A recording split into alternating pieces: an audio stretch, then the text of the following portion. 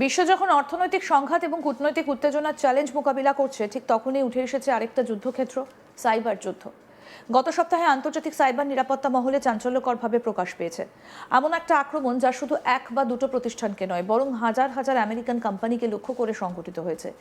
এই আক্রমণ আবার প্রমাণ করলো আধুনিক যুদ্ধ শুধু ক্ষেপণাস্ত্র বা ট্যাঙ্ক দিয়ে নয়, কোড, সফটওয়্যার এবং নেটওয়ার্ক দিয়েও আশ্চর্যজনকভাবে তীব্র সম্ভব। সন্দেহভাজন উত্তর কোরিয়ান হ্যাকাররা এমন একটা সফটওয়্যার প্যাকেজে হ্যাক চালিয়েছে যা হাজার হাজার আমেরিকান কোম্পানি ব্যবহার করে, এবং এটা একটা বড়সড় সরবরাহ শৃঙ্খলা আক্রমণ যার পুনরুদ্ধারে মাসখানেক সময় লাগতে পারে। সাইবার নিরাপত্তা বিশেষজ্ঞরা মঙ্গলবার জানিয়েছেন এই সাইবার হামলা এমন একটা সফটওয়্যার প্যাকেজের মাধ্যমে করা হয়েছে যা বহু বৃহৎ প্রতিষ্ঠান তাদের দৈনিক কার্যক্রম চালাতে ব্যবহার করে থাকে। বিশ্লেষকরা আক্রমণটিকে নতুন ধরনের সরবরাহ শৃঙ্খলা আক্রমণ বা সাপ্লাই চেইন অ্যাটাক বলে অভিহিত করেছেন, যা সাম্প্রতিক বছরগুলোতে সবচেয়ে বিপজ্জনক হতে চলেছে। বিশেষজ্ঞদের ধারণা এই আক্রমণ সামাল দিতে এবং ক্ষতির পরিমাণ মূল্যায়ন করতে প্রায় 1 মাস সময় লাগতে পারে। যুদ্ধের শুরু কোথা থেকে? হামলার সূত্রপাত শুরু হয়েছিল মঙ্গলবার সকালের প্রথম 3 ঘন্টার মধ্যে, যখন সন্দেহভাজন হ্যাকাররা একটা ওপেন সোর্স সফটওয়্যার ডেভেলপারের অ্যাকাউন্টে অনধিকার প্রবেশ করে ফেলেছিল। ওই ডেভেলপার ছিল এমন একটা প্রতিষ্ঠান যারা অ্যাক্সিওস নামে একটা ওপেন সোর্স সফটওয়্যার লাইব্রেরি পরিচালনা করেন, যা বহু স্বাস্থ্য সেবা, প্রযুক্তি এবং আর্থিক প্রতিষ্ঠান তাদের বাস্তব অ্যাপ্লিকেশন এবং ওয়েবসাইটে ব্যবহার করে থাকে।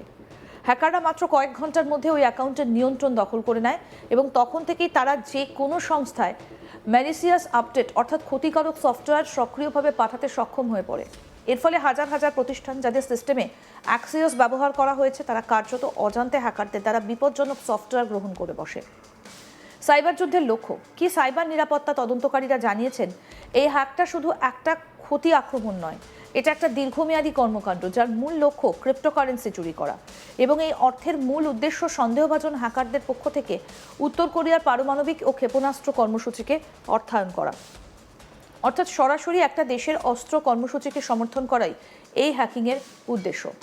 সাইবার নিরাপত্তা বিশ্লেষকরা বলছেন পিয়ংইয়ং পরিচিত হ্যাকাররা এই ধরনের আক্রমণে সরাসরি কোনো দেশকে অর্থায়নের মাধ্যমে তার নিজস্ব শক্তি এবং পরমাণু কর্মসূচি আরও দৃঢ় করছে।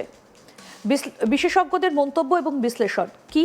গুগলের মালিকানাধীন সাইবার নিরাপত্তা প্রতিষ্ঠান ম্যাডিয়েন্ট এই আক্রমণের জন্য উত্তর কোরিয়ার সঙ্গে যুক্ত একটা হ্যাকিং গ্রুপকে দায়ী করেছে।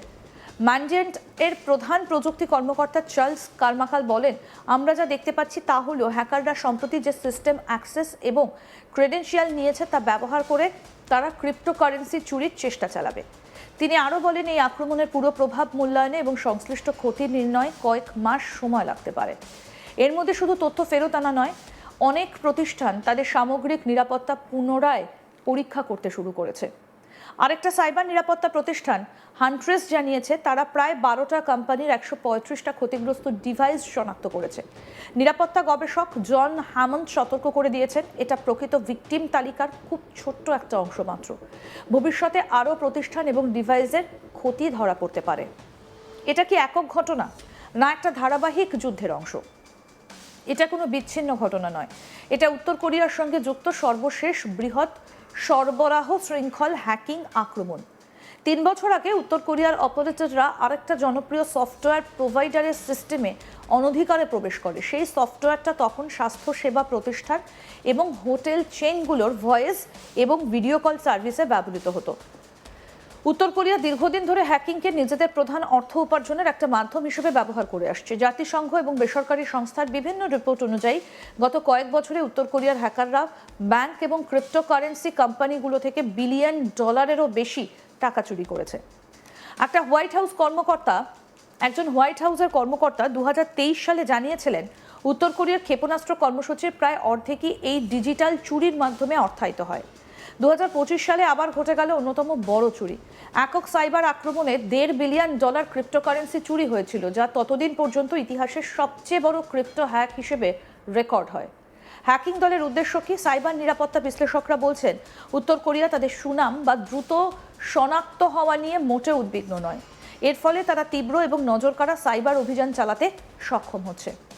জন হ্যামন্ড বলেন, আজকাল সফটওয়্যার সরবরাহ শৃঙ্খলের সবচেয়ে বড় দুর্বলতা হলো যে সংস্থা কোড ব্যবহার করছে তারা অনেক সময় দেখে না কোন উপাদানগুলো ব্যবহার হচ্ছে, কি করে পরীক্ষা করা হচ্ছে। এই খামতি হ্যাকারদের জন্য একদম খোলা দরজা তৈরি করে দিয়েছে। বিশেষজ্ঞরা সতর্ক করেছেন, এই আক্রমণ শুধুমাত্র সাময়িক ক্ষতি নয়, বরং এটা একটা বড় সাইবার যুদ্ধের অংশ। এটা আন্তর্জাতিক নিরাপত্তা, অর্থনীতি এবং প্রযুক্তিগত স্থিতিশীলতায় বিরূপ প্রভাব ফেলতে পারে। তাহলে ভবিষ্যৎ কি আরো ভয়ঙ্কর হবে?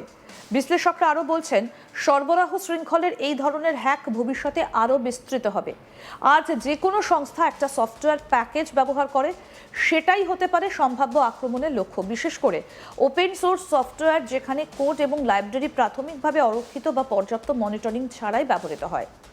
এই ঘটনার পর সাইবার নিরাপত্তা বিশেষজ্ঞরা সংস্থাগুলোকে একেবারেই নতুন মাত্রার সতর্কতা এবং নিরাপত্তা ব্যবস্থা গ্রহণের জন্য প্রচুর জোর দিচ্ছেন।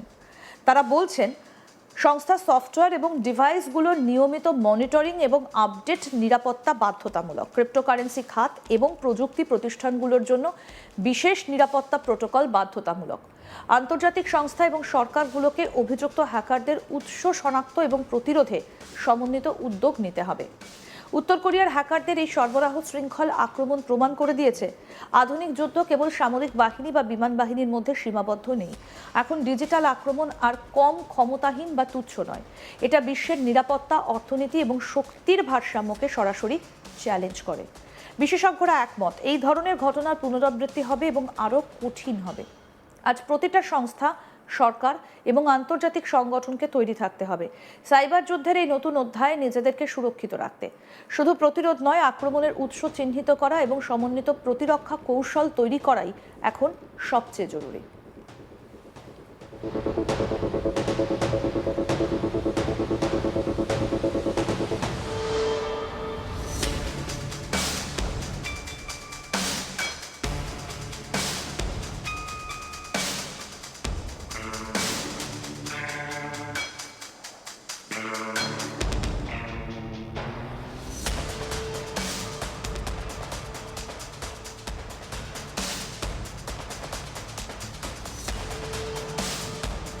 ডিজিটাল নিরাপত্তা এখন আর কোনো বিকল্প নয়, বরং একটা জরুরি প্রয়োজন।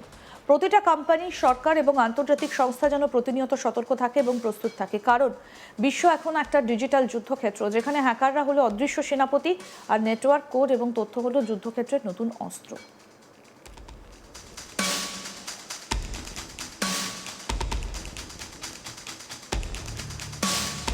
উত্তর কোরিয়ার হ্যাকারদের এই সরবরাহ শৃঙ্খল আক্রমণ প্রমাণ করে দিয়েছে, আধুনিক যুদ্ধ কেবলমাত্র সামরিক বাহিনী বা বিমান বাহিনীর মধ্যে সীমাবদ্ধ নেই।